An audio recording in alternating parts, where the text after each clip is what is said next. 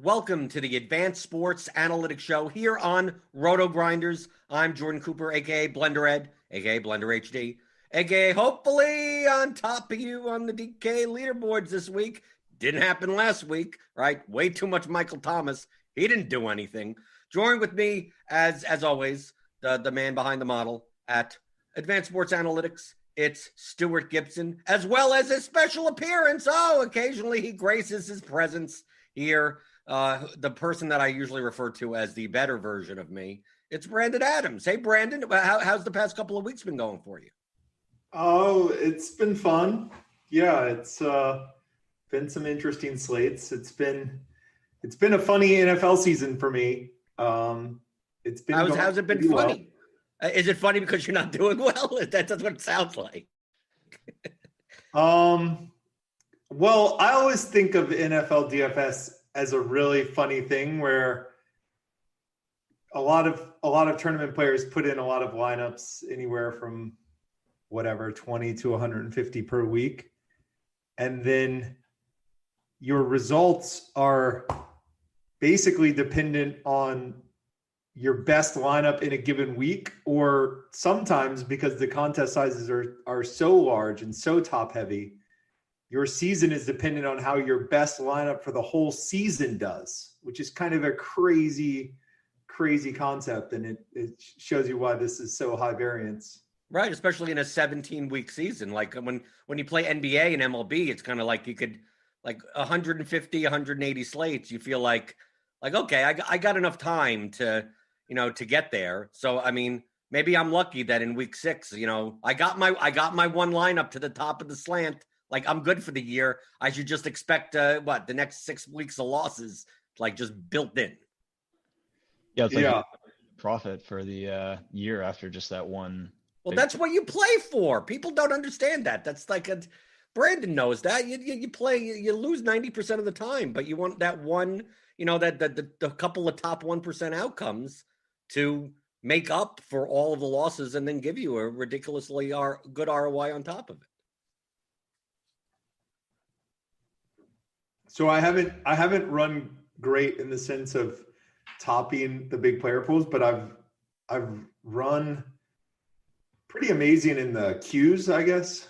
So I think my season will come down to how I do in the championship. But isn't that the contest that you would want to win? Yeah, that would be a great one. Okay, so let's go for that. I'm never in those contests, so like typically I don't wish anyone good luck because I'm competing against you. But since I don't play the qualifiers, good luck all you want. I mean, it's perfectly fine. I can't possibly win them, so why not you?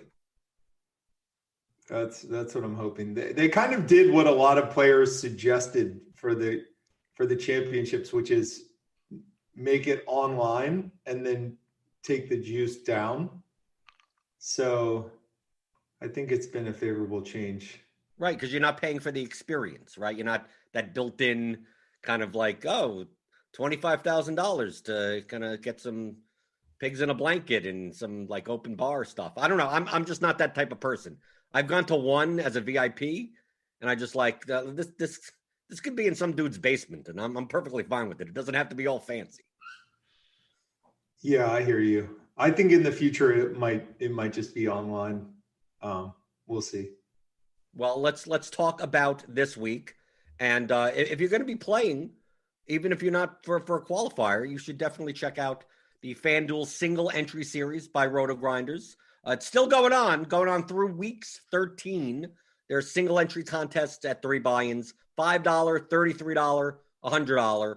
Your top 4 scores count towards the 6-man final. So if you haven't gotten in, you kind of missed out on that. But there's still great contests with low rate, good payout structure. The FanDuel Single Entry Series: $5, $3, $33, $100.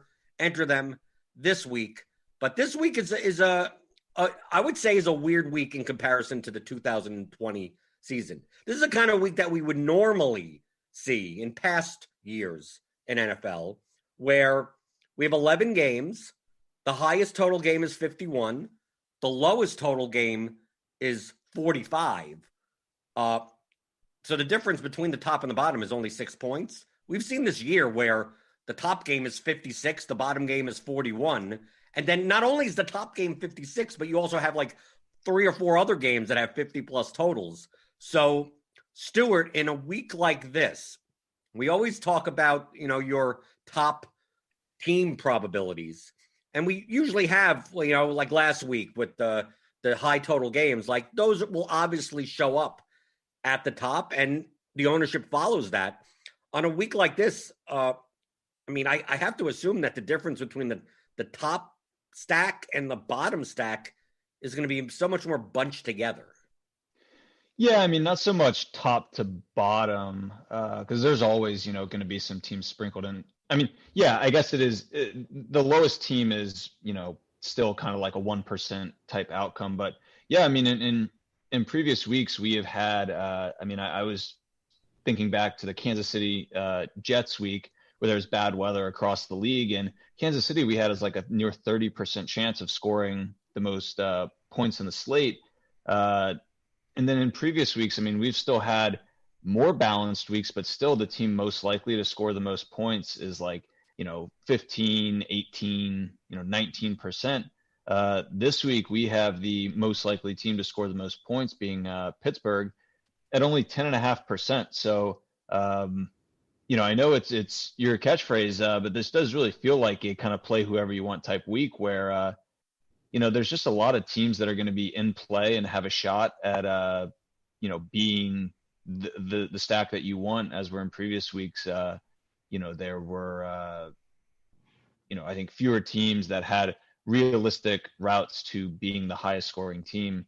And I don't know, to me, I would guess that maybe ownership will be a little more spread out in a week like this. Is that a correct assumption, or do we still see like large amounts of kind of clumping around?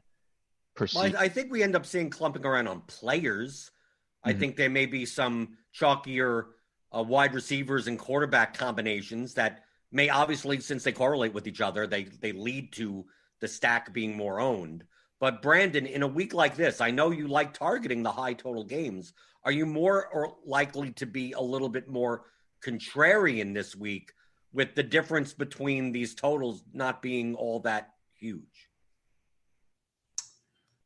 I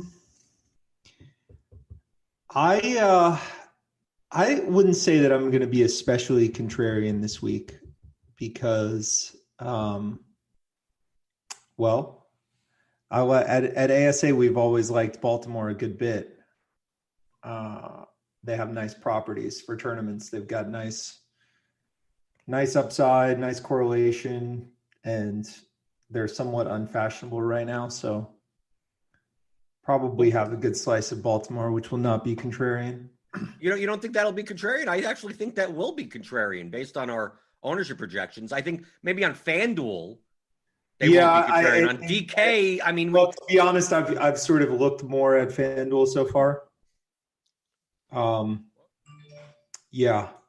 Okay, so I get it there. On FanDuel, it makes sense. On DraftKings, I think we're more likely to see Patriots, Texans. We're more likely to see, obviously, like Dalvin Cook, Minnesota type of stacks with the receivers even.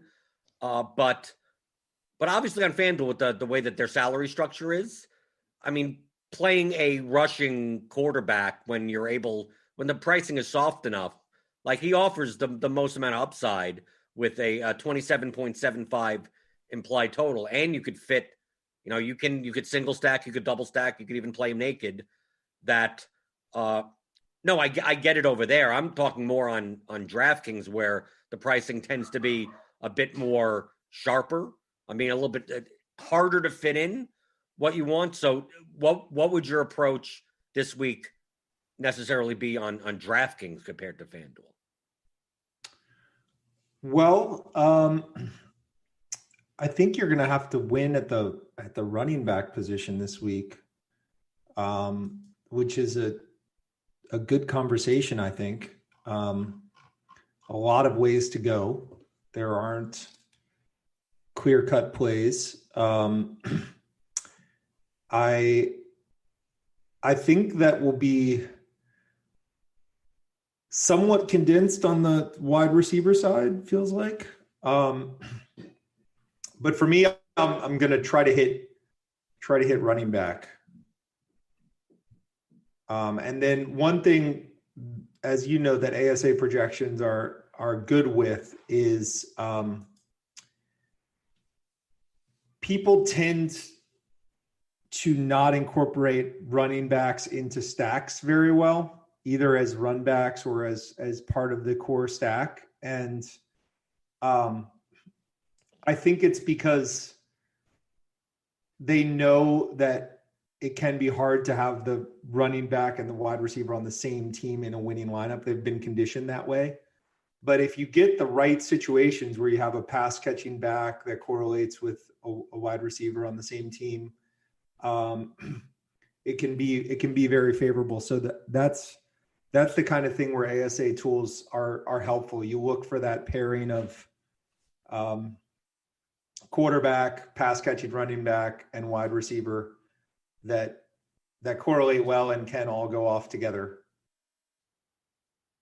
We have multiple options this week for that type of pairing. So let's start with the top. We always start with the highest total and go towards the lowest total. Highest total on the slate currently right now is the Green Bay Packers at the Indianapolis Colts. It's a 51 total. It opened at 49.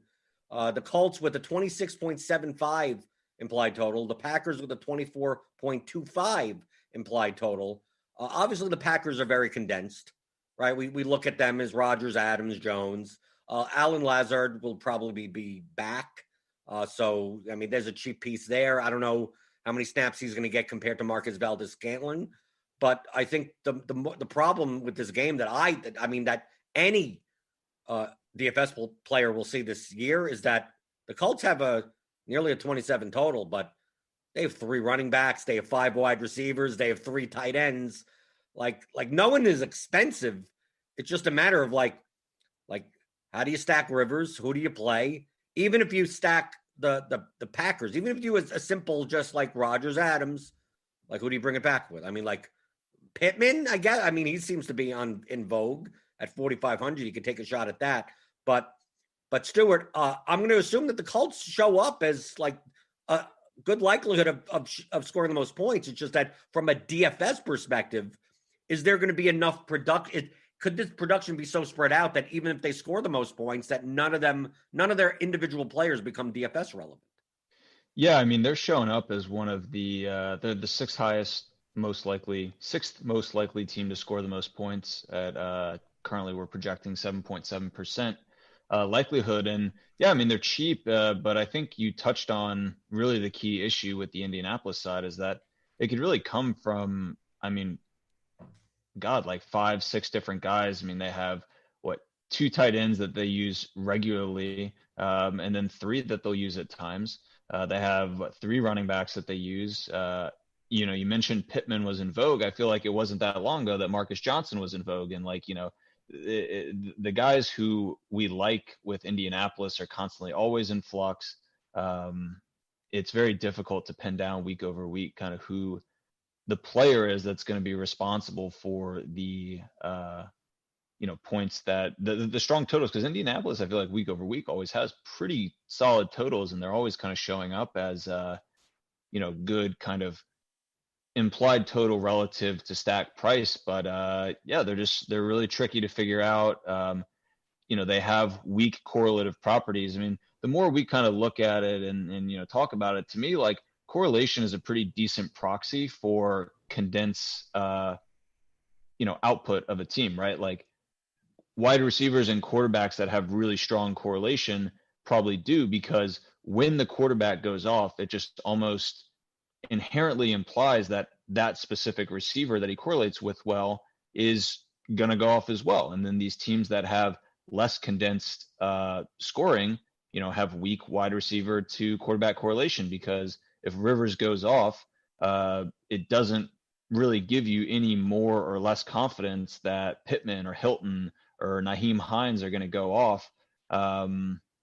We see that negative or weak correlation among Indianapolis skill players in their quarterback.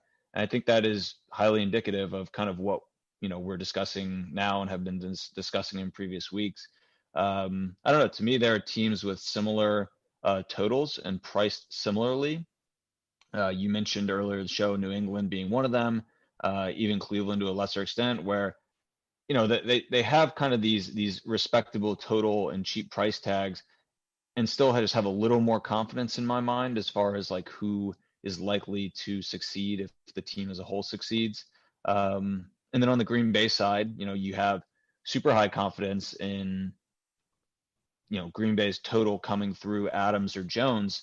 The problem for me with the Green Bay side is like we've been interested in kind of skinny stacking or playing Jones on that Green Bay side when they have like a 10 to 18% chance of scoring the most points. I mean, we have them down here at only a 5% chance of scoring the most points this week. I mean, that's more or less just saying they have a low total, and it's not like their price has come down that much. And just the team total is significantly lower this week than we've seen in previous weeks, such that I feel like you can get access to kind of cheaper players who might not be quite as condensed as Green Bay, although Green Bay I think is becoming less and less condensed by the week. I mean, you mentioned Lazard coming back.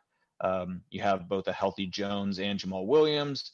Tanyan and Valdez-Scantling have always kind of been there, and just their role has been kind of spiky. There's weeks where they're just near zeros, and maybe it's just noise, but recently, Valdez-Scantling has had somewhat of an expanded role. So I mean, Green Bay, obviously you got some guys with great ceilings there, but it's just a really expensive kind of price to pay for low total team where the condensed production isn't quite as condensed as, or I would project it to be a little less condensed this week than it has been in the past.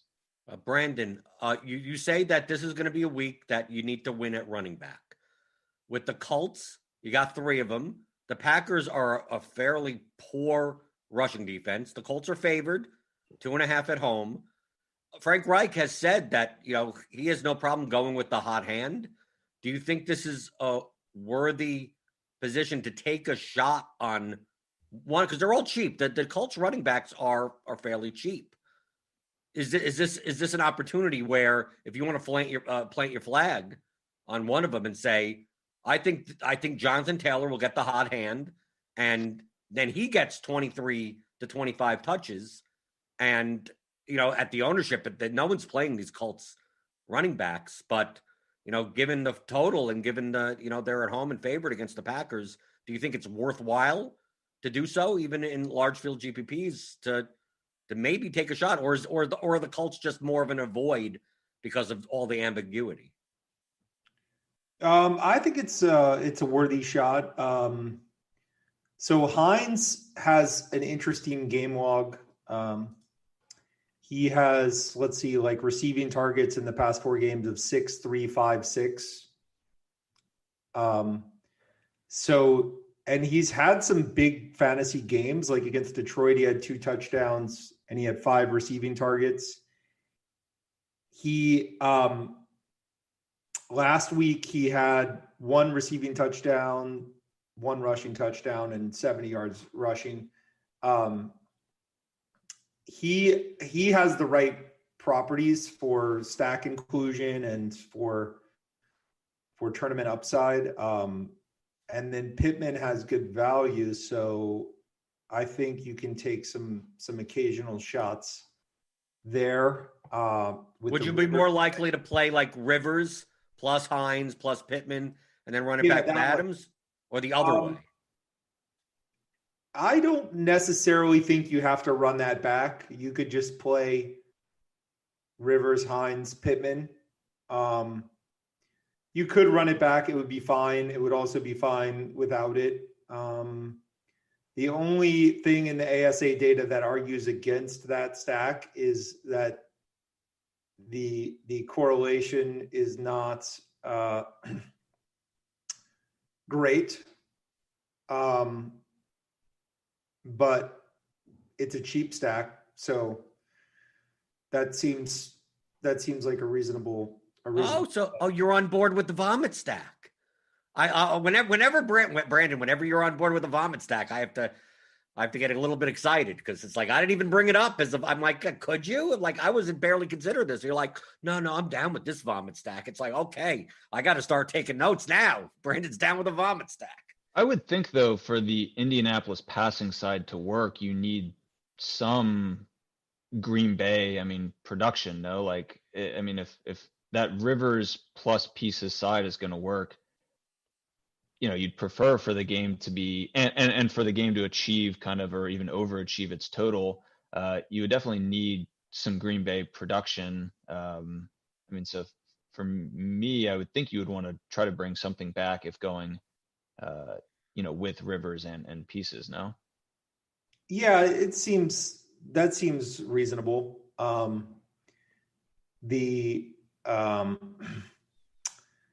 Yeah, I think it's fine to bring Adams back. He's, I've said, I've looked more at FanDuel this week, where Adams is not a compelling value, but I think, yeah, it's fine on the bring back. Okay, let's go to the next game, which should be somewhat popular. I think they're going to be popular pieces. There's going to be a lot of talk about a certain piece on FanDuel. It's the Saints. They're at home against the Falcons. It's a 50 total. It opened at 51. It's down to 50. The Saints are now a 5-point favorite. That's down. They have a 27.5 implied team total. The Falcons have a 22.5 implied team total. Obviously, Breeze is going to be out for the foreseeable future. We have Jameis Winston. Most likely, I know Sean Payton says, well, we're going to see. You have to assume that because it's Sean Payton, that Taysom Hill is going to be on the field a bunch more times than he normally is. Who knows when and where? The goal line, it could be fake punting. Who knows? Who knows what's going to happen? Michael Thomas is 7,300 on DraftKings. If you go by his prior, like 7,300 is too cheap for him.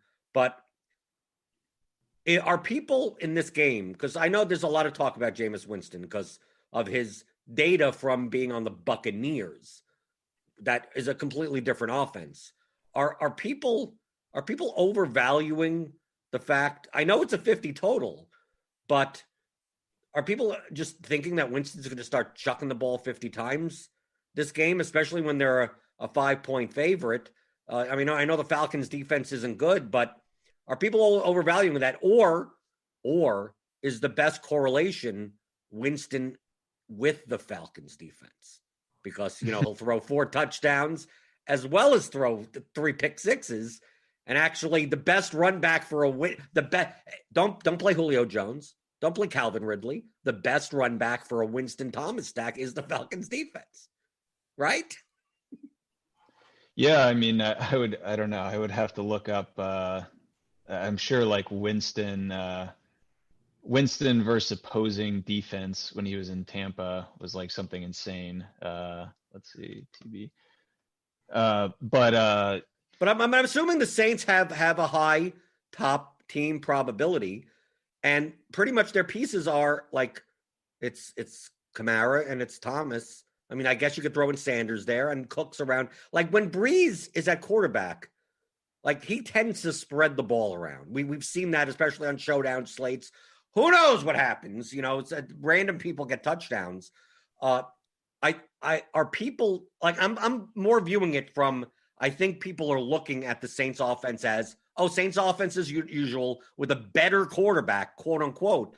But really, Breeze is a more efficient quarterback.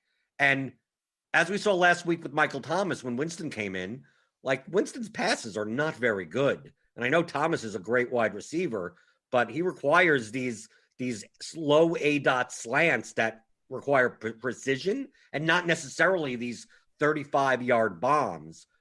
I'm just concerned that people are overvaluing the relationship between Winston and Thomas because they're just assuming that it's Winston from the Buccaneers and not Sean Payton purposely game planning so that Winston doesn't have to make those 30-yard throws. Yeah, I think it's a spot I kind of would like to be under on. I think there are some compelling, I guess, components of Winston plus Thomas, and I think even Kamara could be in consideration there, but I don't know. I mean, if it sounds like Winston's been gaining some traction, and I see you guys are projecting him as one of the more popular quarterbacks. And I don't know. I think there's just a lot of fragility and risk there. I mean, like, Taysom Hill is a guy that Sean Payton has used and deployed in kind of high value spots, and it has negatively impacted Breeze. And I think Breeze is a guy that Payton probably trusts way more in kind of high leverage spots than Jameis Winston. So, I think there is some risk there. I don't know. I'm not terribly concerned about this notion that like Godwin, I don't think of as a particularly kind of downfield orient. Like I think Thomas obviously is a very different receiver than like Mike Evans, but I think Thomas and Godwin have some similarities in terms of their, route tree. But the thing is with the Buccaneers, they were thrown 50 times a game. I mean, like it didn't matter what the route tree was. It's like when you have a quarterback that's throwing 45, 50 times a game, who cares? But if Winston throws 30 times a game in this scenario, or he throws 30 times, but 8 of those are to the flat to Alvin Kamara, like are people just, I'm saying again, are people they're overfitting the Buccaneers. They're just saying, oh, it's Jameis Winston, Chucky boy, he's chucking the ball up. And I mean, the coach has to call those plays. I mean, they're not just going to throw him in like that. And then Brandon on FanDuel, are you going to go with the double quarterback stack by playing Taysom Hill in the tight end slot? I probably won't play much Taysom Hill, but he's going to be popular. I will say that for both sites, my belief is that you're making this too complicated, and that you're talking about a historically bad defense from a fantasy point of view in Atlanta, and you play the pieces. You play some Winston. You take your chances. And Thomas, just look at the history in this Atlanta matchup. It's obviously everything changes, but we've got a winter game in the Dome, historically bad fantasy defense. Take your chances. Okay, well, I mean that's the simple approach. It's the simple approach, but in tournaments, I would recommend that. Okay, well, I mean, I'm more comparing it to ownership because I mean, I'm looking at the Atlanta side, and I mean, depending on if Ridley's going to play or not. Like Julio is under 10% currently projected. Ridley's under 10%. Like the Falcons side is the low owned side. Is there merit to playing the Ryan side with a one-off piece on the Saints? Because I would think that against the Falcons defense, you'd much rather play the Winston side and not if Jones, Ridley, Hurst, all these the Falcons are coming in under 10%. Like simply playing Winston Thomas and a run back, like that run back mitigates the ownership of Winston plus Thomas enough that then who cared? Then make it simple and just go, I'm just going to play for Winston to throw the ball 40 times. Yeah, my fear with that side is just like it's a fairly low total relative to price tag for those players, which typically isn't, a skinny stack even that I'm super entertained by, but there is obviously a great ceiling on I have to imagine also Atlanta's got to be one of the best like ratios of quarterback fantasy points relative to score. Like Indianapolis or San Francisco probably ranks towards the bottom in terms of like I don't know. Atlanta feels like they can generate kind of fantasy points in excess of even sometimes pedestrian totals, but at least with disregard for that, I mean, to me it feels like a somewhat low total for the price tag on those guys, but I don't know. I kind of like you could go like Ryan plus Jones and then Kamara. To me, I wonder, I'm looking at y'all's ownership projections, and relative to kind of position, Kamara's the one that's coming in kind of lowest in projections. Like, why can't we let the field get hung up on Winston and Thomas and try and decide if there's an extra receiver they want to throw on there? You say like, all right, let's just go Kamara. And I think Kamara pairs nicely with the opposing, if you wanted to stack up the opposing side, like I think he's the type of running back that would have good correlation with the passing attack of the opposition. He's pretty game script independent in my mind. So there are, I think, less routes to failure as a guy like Winston. I think he just has some routes to failure that are should be relevant. So Brandon on DK, I know because the scoring is different. Dalvin Cook currently projected on Thursday, 39% owned. Alvin Kamara currently projected 11% owned. Obviously, they're within 200 in price. I mean, you have to think that Cook's in a great matchup, sure, but at that ownership difference, is this the type of stack like you said with the winning the running back where you could play all three of them? Just say Winston, Kamara, Thomas, and you're done. And just like give me all. You're hoping it all goes through the Saints. They get 35 plus points, and that's what wins you the week. Yeah, I like both of those guys a lot. I think the Minnesota receivers are in a great spot, so I kind of like the approach of taking the lower owned Kamara and then doing the leverage, the negative correlation, the Vikings receivers. Right. No, I trust me, we're getting there. We're getting to that game soon.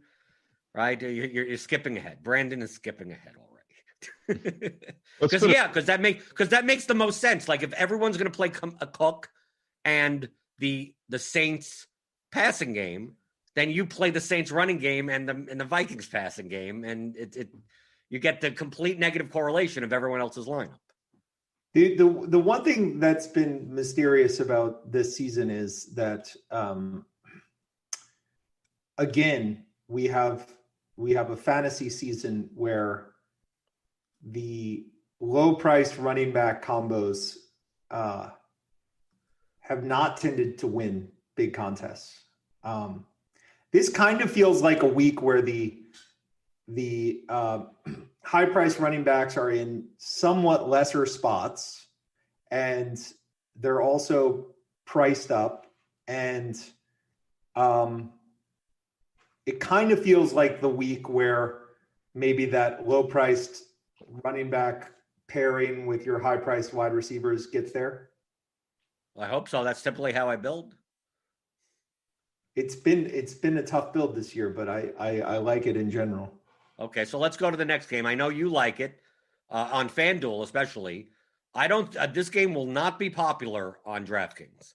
It's the Ravens at home against the Titans. It's open at 48.5. It's now 49.5 total.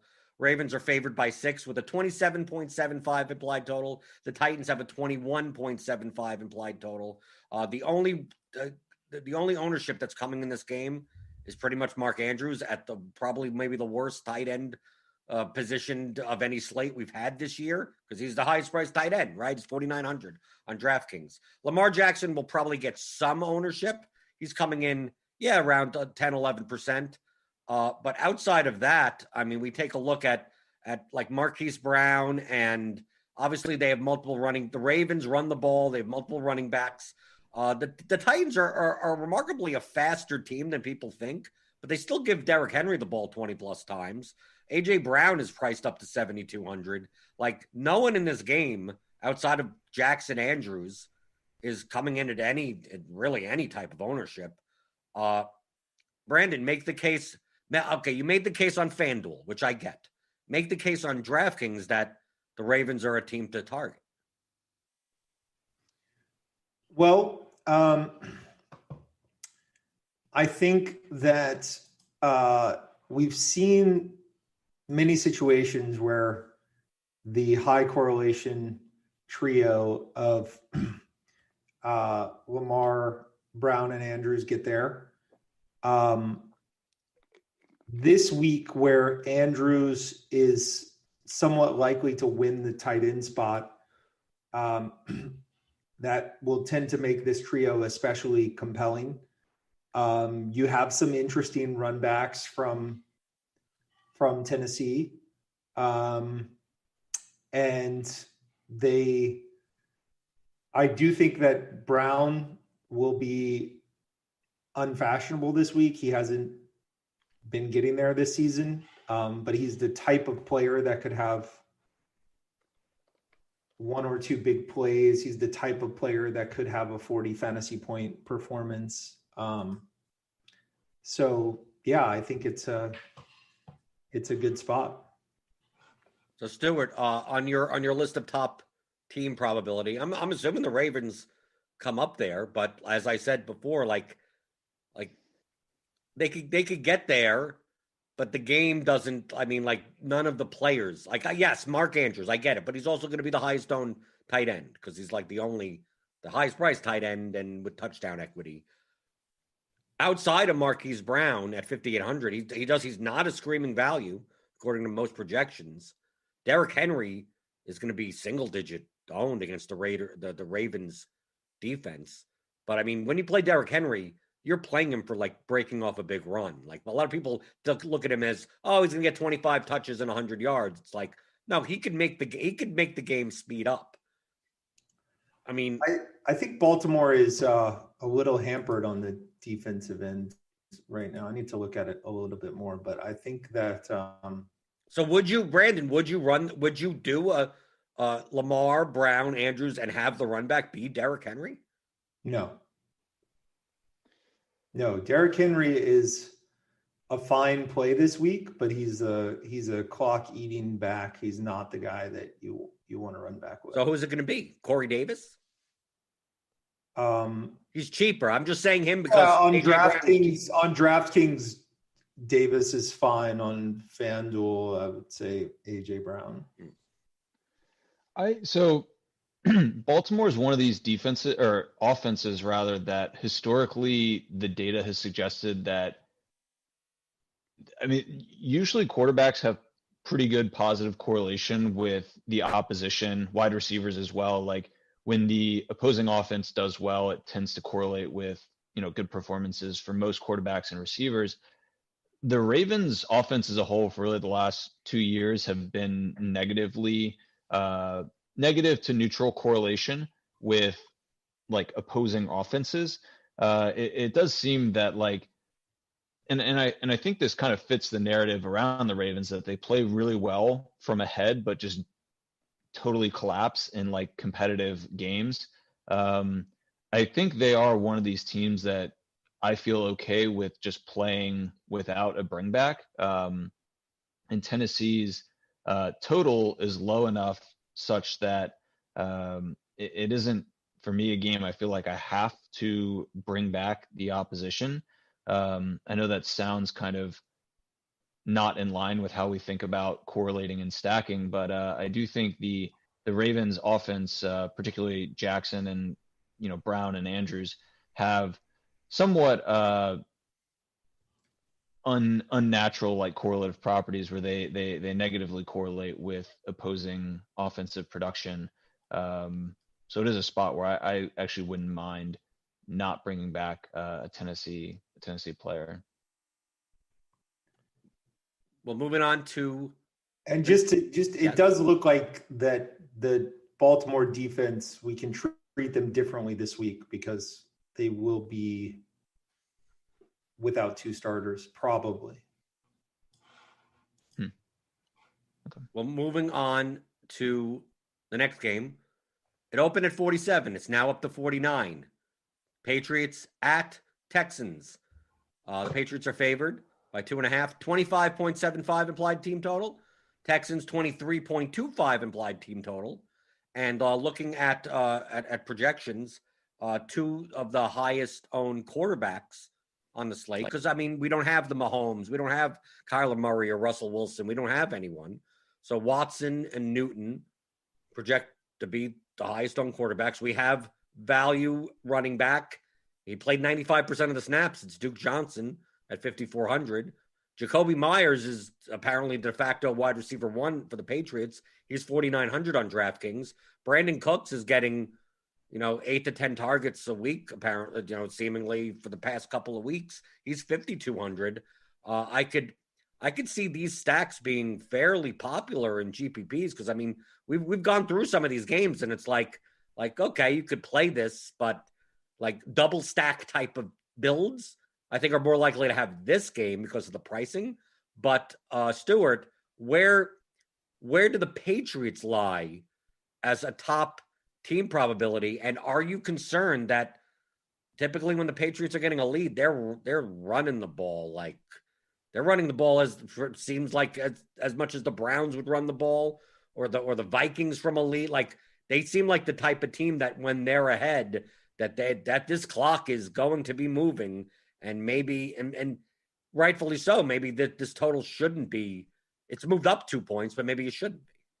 Yeah, so we have them as seventh most likely to score the most points at 5.7%. There's kind of a big cliff between sixth Indianapolis at 7.7 and then New England at 5.7. Yeah, I think the case to be made for the New England side is that it's just a well-priced team, I guess, relative to their total. But yeah, when I pulled up Lineup HQ and saw that, Myers is projecting, I think, as like the most popular wide receiver. It does give me some pause. I will admit I have a difficult time kind of navigating the I think function that like one must think of when considering, like I think median wise and value wise the game projects well, but then there is some negative coefficient function that where you dock your kind of preference for a stack based on ownership, and like to me it seems like a stack with like Newton to Myers, good. I think good price, solid projection, decent team total. But if the ownership is going to be super high, that definitely has to be some penalization for consideration for the stack. Well, Brandon, I mean, I think what Stuart's trying to say, and what I would agree with, is that this game seems pretty good for median. Like if you're going to play these guys in a cash game and in double ups, like I think they provide good values. But are you more concerned that the ceiling of the stack is limited? Yeah, this is one that I would tend to avoid altogether. The only play that I might make is like James White naked or Cam naked, but maybe not. I have to think about that one a little bit more. Burkhead, he just strikes me as like, I don't know, James Conner light in this. I would never play him this week. I would not. I would not play Jacoby Myers this week. I probably won't play him at all.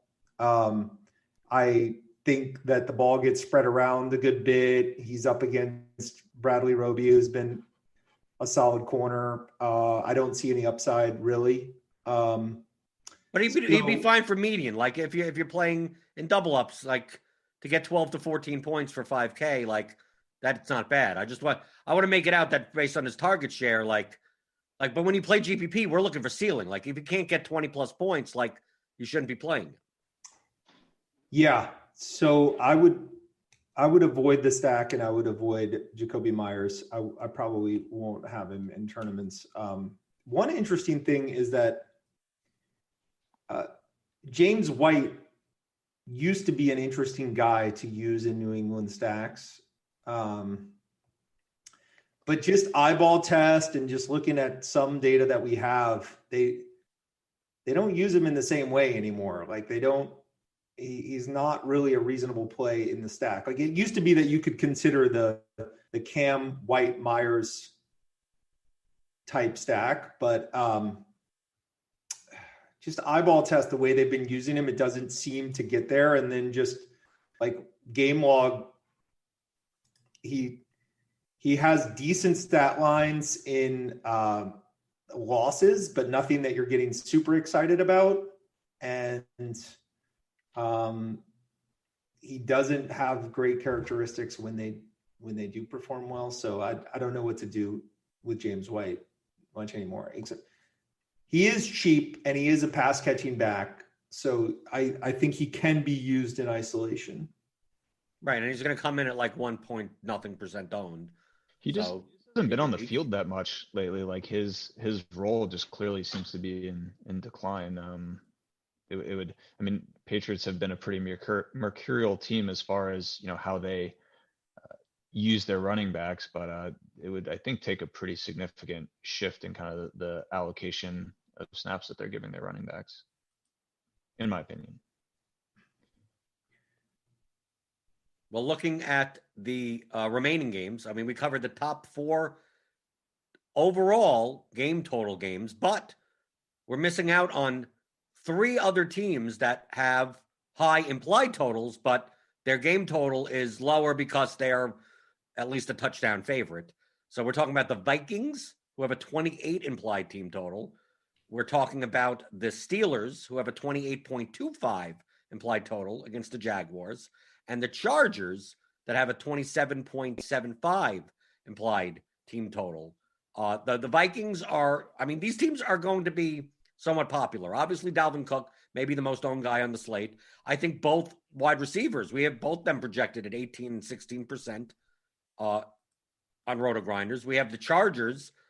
Allen is going to be owned. Henry at tight end will be owned. Kalen Ballage, if he's getting 70, 80% of the work at running back against the Jets, he'll be owned. And then looking at the Steelers are a bit harder to pin down. Deontay Johnson's going to get some ownership, but Claypool's up to 6,100. Juju's up to 6,400. That ball could go to any of the 3 of them. So Stuart, on the top game stack probability, I mean, I'm assuming these 3 do come up there, but I think it's kind of weird to say. I think I'm more inclined. I think the Steelers probably put up the most points, but it's hard. Like, who am I? Do I want to play Roethlisberger? Okay, then who do I stack it with? Do I double stack? Minnesota, I like the negative correlation to Cook, like we said before. Playing Cousins, and then Jefferson is 6,000. Thielen is 6,300. I know we talk about them being negatively correlated, but that's when they're 7K. Now that they're 6K each, like, it's so condensed there in Minnesota. Like, can we double stack them? And then on the Chargers side, Herbert plus Allen, we got these cheaps. I mean, we do it to ourselves every week, it seems. Denzel Mims is 3,300. He's top. I mean, Perriman got the catches, but Mims had the air yards with Flacco at quarterback. I know it's not necessarily appealing, but the Chargers-Jets game could grind to a halt, right? The Dallas-Minnesota game, the Minnesota could blow them out, or Dalton's back. Like, I don't have no problem playing Amari Cooper or a CeeDee Lamb, and hell, even Ezekiel Elliott, right? You know how, Brandon, how do you like this for a double leverage correlation power bomb where basically, this is what you do. You fade Cook, right? You play Kamara instead. Okay, so there you go. You got that price leverage right there in the position. Then you play the negative correlation of Cook, which is Cousins, and you double stack it. So you go Cousins, Jefferson, whatever. But then you run it back with Ezekiel Elliott, who's priced the same as DeAndre Swift, who is also going to be chalky. So, like, you get it right. You get a 9K and a 6K running back that they're the complete opposites of everyone's build. And then if you're not going to play DeAndre Swift, you play like Marvin Jones in that line. You play the negative correlation of that play. Do I take this a little too far, Brandon? If there's a week for it, maybe this is the one. I'll say. I mean, you understand my thinking, but I'm saying, like, maybe you don't have to take it to the fourth level. Well, winning a DFS tournament is a race against the clock, right? So we care about correlations. You have a race against the clock. You have a minimal amount of time to rack up a lot of fantasy points. And I mentioned earlier that that Cook and Henry, they're game clock eaters. Elliott is, at least the way they've been using him this season, less of a game clock eater. So he's a somewhat reasonable run back, but in general, I would try to avoid it. However, this is possibly a low scoring slate. So if there's a slate to do it, it would be this one. But out of those three teams, the Vikings, the Chargers, and the Steelers, being that they're high implied totals, who are you more likely to target? Because you say, like, if you play Cook, you could play him as a one-off, right? If you play Balaj, you could play him as a one. Like, you're not stacking the game. You're just playing the running back. Or do you think you could play something like Herbert, Balaj, Allen? Like, you just keep on talking about these quarterback to running back type of stacks that less people do. Like, I don't think you do it on the Steelers with Connor. Probably not. So out of these three teams, like, who stands out as the most appealing to you? Well, can we sidebar for a moment and chat about Connor? Okay, what does there an intervention need to be made? Should we be playing Connor at all anymore? Yes.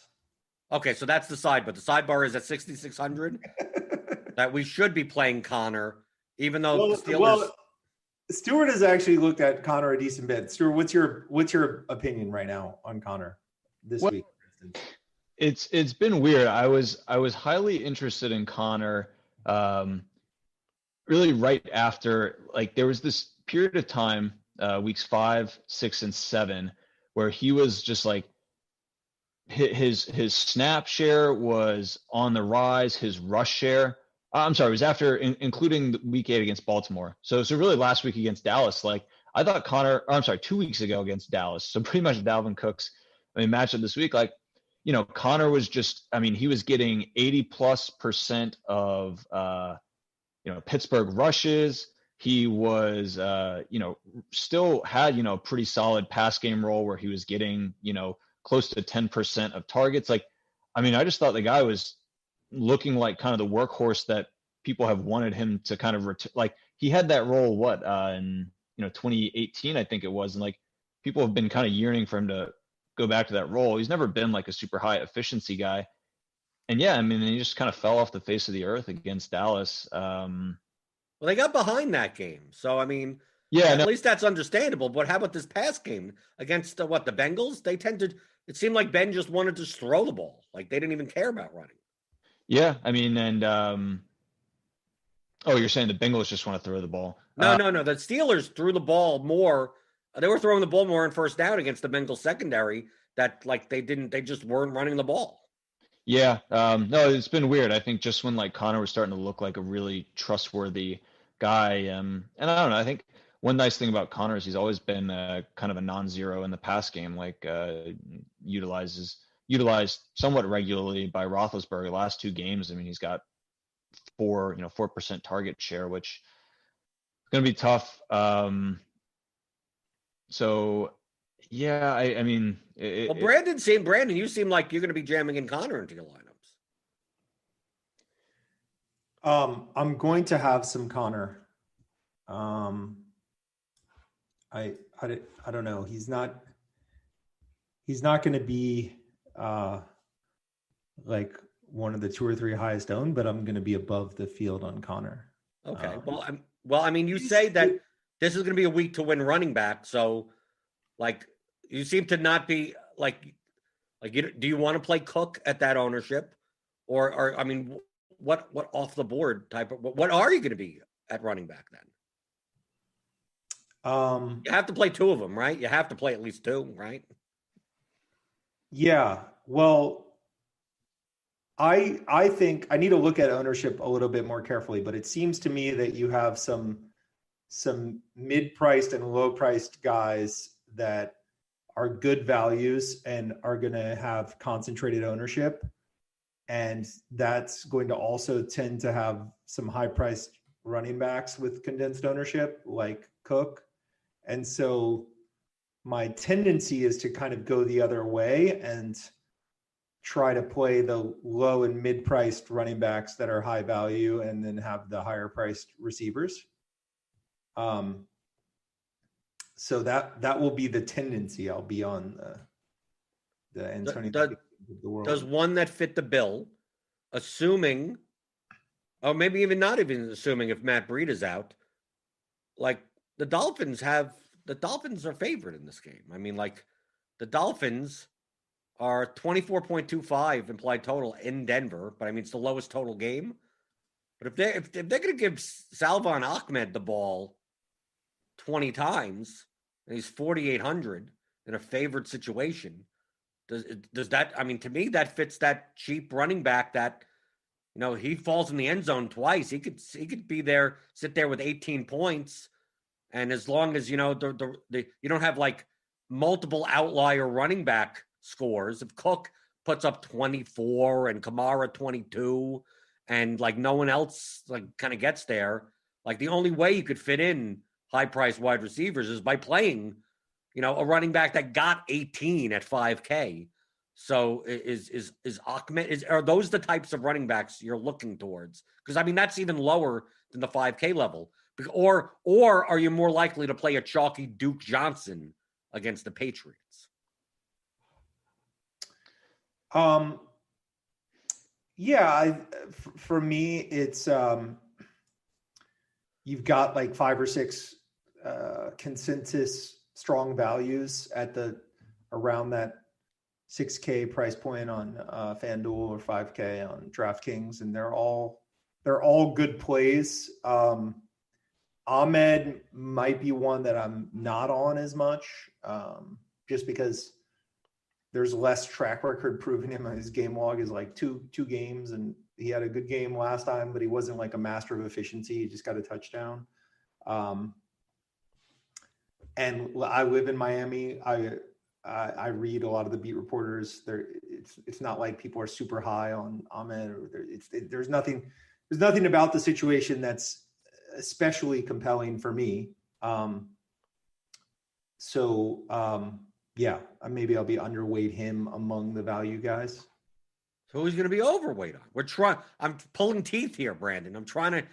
People are listening, going, okay, he doesn't like these running backs. Then who does he like?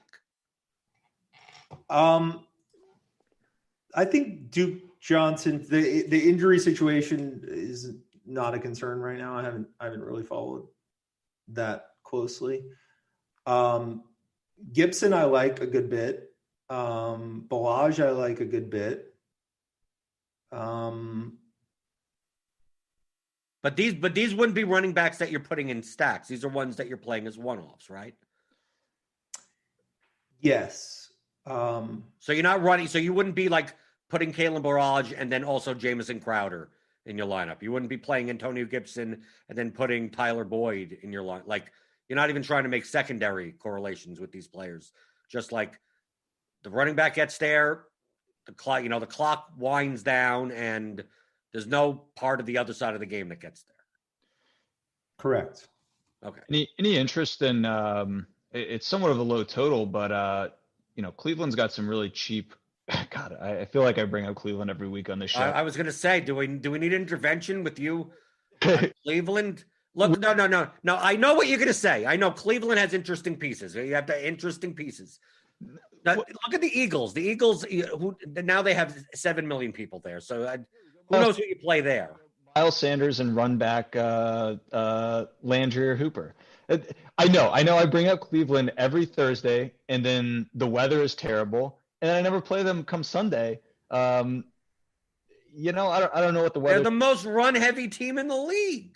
All right, yeah. So if Miles Sanders gets going as a runner and Philadelphia can play from an advantage, forcing Cleveland to skew more pass heavy than they would like, to me, that seems like a correlative pairing that centers around this script of Philadelphia essentially reversing the spread. I don't know. I do need a Cleveland intervention though. Yeah, you do. I mean, you really do. I mean, they rushed both Hunt and Chubb got there. That's how much they ran. But that's what they would plan on doing anyway. Like to me, I take a look at if I had to pick like vomit type of game, like why not the Bengals and the Washington? Because like Burrow could chuck the ball, Alex Smith, as long as they're behind, he's going to throw it 3 yards every play. Like, you could play McLaurin, you could play, something there. I mean, even the Lions and the Panthers, like if PJ Walker's in, you got a cheap quarterback there and he could chuck from the XFL. You play Robbie Anderson. Like I just seem that there are more paths for those teams to turn into a shootout than because let's say the Eagles get ahead. Who are you playing? Wentz plus who? I mean, and they have a 22 implied total. Like what, Stuart? Where does the Browns rank on your top team probability?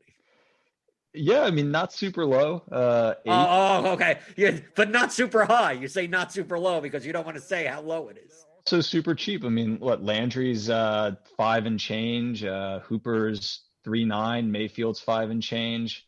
Miles Sanders is I don't know. He's efficiently priced. I wouldn't say he's a bargain. I don't know. They just show up as kind of having a decent total and super low cost kind of the passing pieces. I mean, I do caveat every week, like they have major ceiling concerns with the passing pieces of that game. But I don't know, they're just super cheap and but I'm into the cheap stuff. I love the vomit stacks, but even then, like there's a point. Like Brandon, I know we were talking about the vomit stacks with the Colts. Like, is there a bargain basing? Because I'm looking at, it's kind of weird to say, I'm looking at the Cowboys. Go, why can't I play Dalton plus Cooper plus Schultz to fill my tight end spot? And then play don't play Cook, play Jefferson or Thielen on the other side. And I know it's 20.5, but Dalton has to be much better than the guys that have been running out of quarterback the past couple of weeks. Yeah, I think that's a reasonable play. And I do like where you're going with bad low-priced tight ends. I think with the tight end spot, having disappointed so much this year and with no marquee tight ends, you're going to get the condensed ownership on Andrews and Gesicki. And there would be real value in hitting that tight end spot with a cheap guy. And we know it doesn't take much, right? Like it just takes the touchdown, and there would be so much value in just getting lucky in that one spot. And the natural way to get lucky is to play a cheap tight end with his quarterback. Right. So like if I'm going to double stack, I'm obviously I don't build my lineups until Saturday. I expect a lot of my lineups predominantly to be double stacks, but the second piece is going to be the tight end. Like, and I really don't care what it is. I'll play Drew Sample if I'm playing the tight end position is. I mean, if you're going to play, let's hear your list of tight ends Well, I don't know. I don't know who it depends on who I'm stacking, right? Because I take a look and go, like, why can't it be Logan Thomas, right? With the Alex Smith and McLaurin. You got Robert Tonyan, Rogers, Adams, Tonyan. Why not? You got Trey Burton. I mean, obviously Mo Alley Cox, if you're going to try for the Rivers stack. You got Irv Smith, they'll be back. So then, who knows? Jordan Akins or Darren Fells for the Texans. Okay, why? What's wrong with that? Right? You could go with Jeremy Sprinkle. Who cares? Right? It doesn't matter.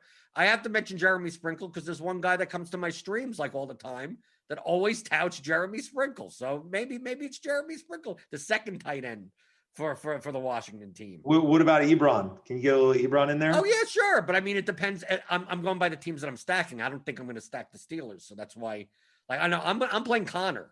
Like after you once you paused on, like, I'm going to play Connor and let other people play the wide receivers. Maybe, hey, Stuart, I'll allow you to do this since you have that Browns obsession. You can play Austin Hooper as a one-off. You can. I allow you to do it. That's fine. Those are weird ways of pronouncing Austin Hooper, but I don't know. Maybe I'm, my phonetics aren't that strong.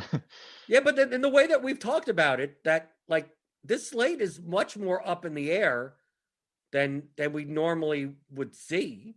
So, like, yeah, I normally am play whoever you want, even on slates where it seems like there's 2 obvious spots to play, and I still play other stuff. But I think this one, I think, Brandon, would you agree with this on a slate that with lower totals than we're used to? I mean, this is like kind of normal for NFL. I mean, if we go back 2 years, these are normal totals. But for the year of 2020, on a slate where there's not like one game that looks like it's going to be the shootout, doesn't it make it more important if 1 out of the 11 games does shoot out more than them all, that if you have that stack, you win? I would agree with you. So this would be more this like if you wanted to go 3+2, like, because you're thinking in terms of the slate context as a whole. So you have 11 games, like thinking in terms of like how we think in an MLB, right? If one team scores 14 runs this slate, you win with the stat. Like, you won.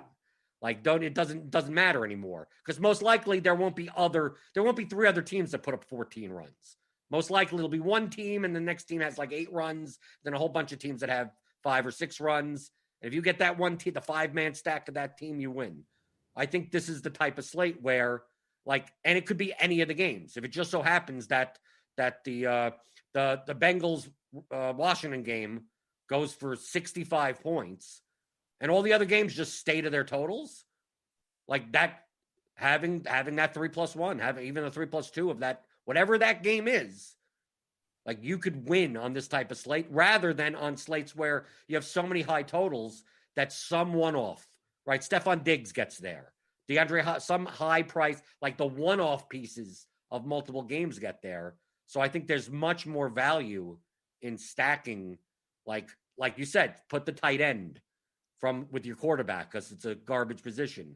You know, if you wanted to play a condensed offense like the Vikings, maybe you do play Cook and Jefferson. You just go Cousins, Cook, Jefferson, Cooper, Schultz. You know, you do something like that. I mean, obviously in small field, that's much more viable. But I think on this type of slate, that if you could pick the one game that happens to be the one that goes 2 touchdowns over any other game, that you win. I can agree with you. Okay, well, good. I like when you agree with me. I'm glad I have you on board with Connor, by the way. It's a buy low spot because people don't expect it. It's maybe simplistic thinking, but it's not, Brandon. It's not. They have the highest total. They have the highest total. They're a 10.5 point favorite, and why not play the lead running back for them that has the highest touchdown equity, and he's going to be 7% owned. Like, I'm all on board with that. I'll play him over DeAndre Swift, and then wait for Swift to crush my soul when he has 32 points and he's chalk. Yeah, Swift. It's surprising that he's going to be super chalky, actually. I've been looking at FanDuel a little too much. On DraftKings, it's sensible. Right. Okay, so Brandon, people can find you online, Brandon Adams on Twitter. You have a podcast also. People don't realize. Not a DFS podcast, but yeah, Brandon Adams podcast. And my Twitter is at badams78. Very, very original name of the podcast. Stuart, you're at Start Gibson, as well as the AS Analytics DFS account, and you do tweet. You do tweet a bunch of useful stats, and people could also go to advancedsportsanalytics.com and sign up for the Substack, right? Yeah, that's right. Well, yeah, it's confusing. The Substack and site subscription are 2 different ones. Substack won't get you access to any of the tools on the site. Site subscription gets you access to the tools and some of our written content. But yeah, I mean, we've been trying on the Twitter account to just as we're kind of preparing our tools for the week, looking through some things, and anything that jumps out that might be useful, trying to make that publicly available via Twitter. So we should have some information there as the week goes on. And you could sign up to RotoGrinders Premium, Core 4 Premium, NBA, MLB, PGA, NFL. RotoGrinders.com/media/ASA. The link is in the description of the podcast, of the YouTube video. you get $5 off your first month. So if you want to use Lineup HQ, you want to use the projections, you want to use all the with tons of content, all the breakdowns, all the gridiron IQ, all the stats. Sign up there. Your first month is $5 off. I'm always in the Discord. If you're a premium member, you get access to the RotoGrinders premium Discord, and I'm always in there answering questions. So join us today.